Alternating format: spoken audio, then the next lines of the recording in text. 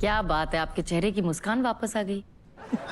ये हमारे मंच पर ही आई है कि अपने पति को देखकर आ गई है? इनको इतना मुस्कुराते हुए देखकर मुझे इतना अच्छा लग रहा है ना, जितना अच्छा इनको किसी छुट्टी पर जाकर लगेगा ना, मुझे वैसा लग रहा है। ही तो है। हाँ, इसीलिए मतलब मुझे ऐसा लग रहा है। है प्रीति जी का दुख छुट्टी मनाने गया है। ये छुट्टी ही चल रही है। प्रीति जी, आपकी सबसे पसंदीदा जगह कौन सी है अगर आपको घूमने का मौका मिले? ऑप्शन देना उनको।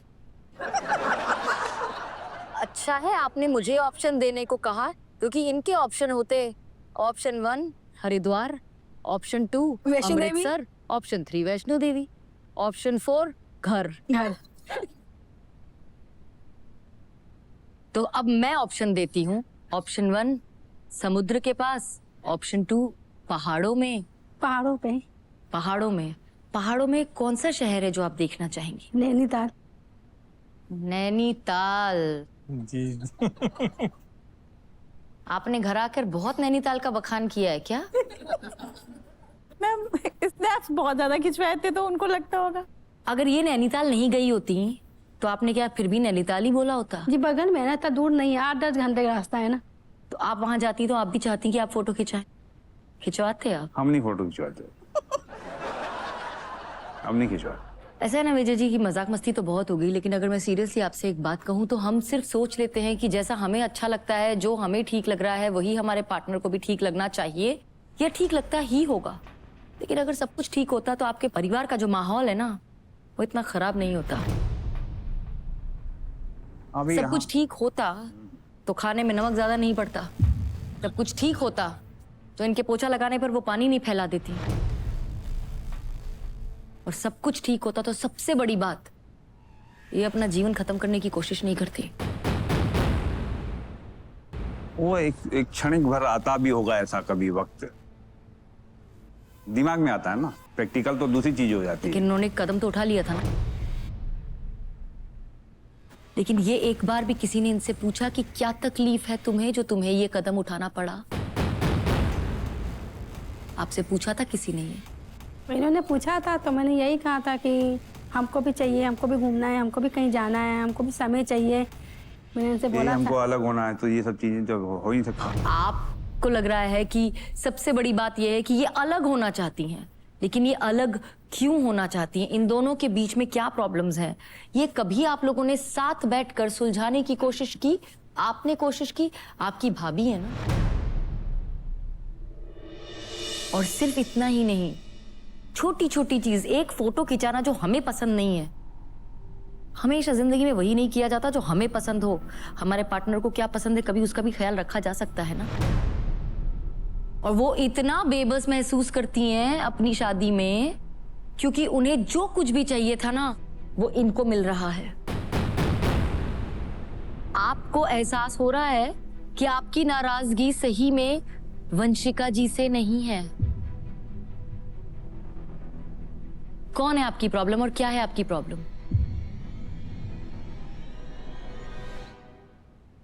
आपसे जो शिकायतें हैं वो कहने की इनको हिम्मत नहीं हुई, तो इन्होंने अपनी शिकायतों का रास्ता मोड़ लिया और इनको शिकार बना लिया।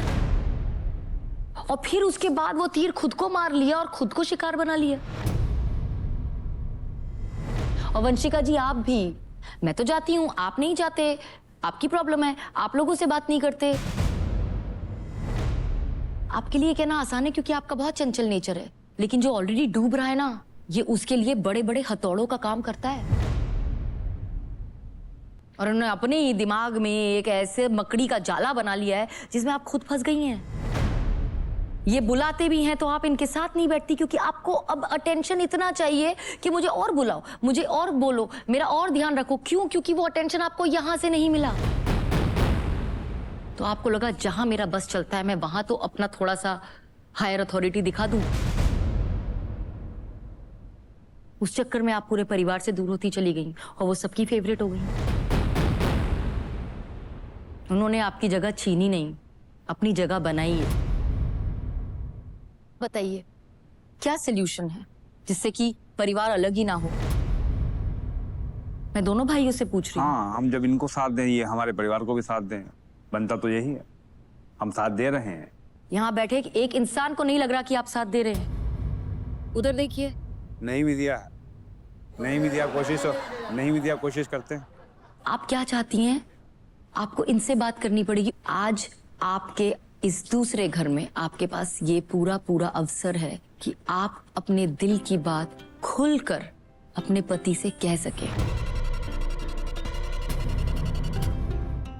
यही है कि मेरे साथ घूमने चलिए, कहीं चलते हैं डिनर करने, बाहर घूमने, मूवी देखने, थोड़ा सा मेरा सपोर्ट करिए बस आप। जो डिमांड है वो उसको पूरा किया जा सकता है।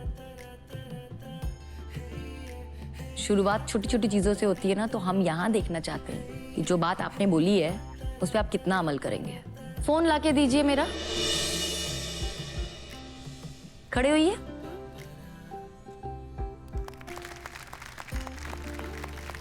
कैसा पोज चाहती हैं आप अपने पति के साथ, वैसा पोज बनाइए। स्माइल। एक ही फोटो, बड़ी मुश्किल से मौका मिला है, भगवान जाने वहां जाकर माने कि नहीं। आइए, पास आइए। तसल्ली हो जाएगी। चलिए 1 2 3 स्माइल। और ये स्कूल का फोटो नहीं है, हाँ, पति पत्नी का फोटो है। रखिए उनके कंधे पर हाथ। क्या बात है। एक दूसरे को देखिए। यस। और ये फोटो अभी अधूरा है, आइए। पूरा परिवार भी साथ आ जाइए। और देवरानी जेठानी।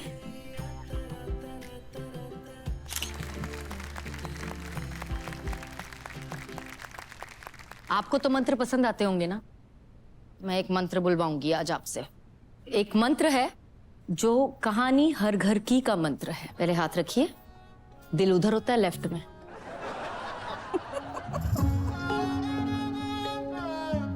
इस मंत्र का नाम है thank you, sorry, I love you. तो एक बात,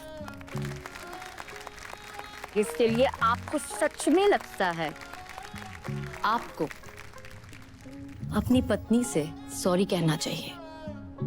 कह दीजिए। Thank you, sorry, I love you.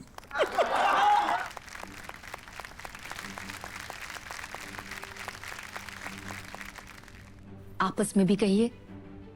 Sorry भाभी। किस बात के लिए? मैम जो इन्होंने टैबलेट ली तो कहीं ना कहीं मुझे उस स्टेप पे एक्शन घर पे लेना चाहिए कि इनको ये नहीं करना चाहिए था। उस पे मैंने थोड़ा इग्नोर मारा भी होगा, तो सॉरी। आप किस बात के लिए वंशिका से थैंक यू कहना चाहेंगे? थैंक यू मेरी बात समझने के लिए। और आई लव यू तो दोनों को बोल देना चाहिए। I love you.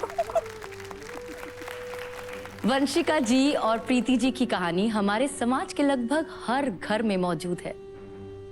हमने अनगिनत बार कहा होगा, सुना होगा कि एक औरत मकान को घर बनाती है। मगर याद रखिए, घर तभी बनेगा जब घर के लोग मिलकर रहेंगे। और ये एक बात मैं घर के पुरुषों से कहना चाहूंगी। इनके मामले में कौन बोले, क्योंकि ये तो इनका रोज का है। घर का मामला है, औरतों की बातें हैं, टालिएगा नहीं।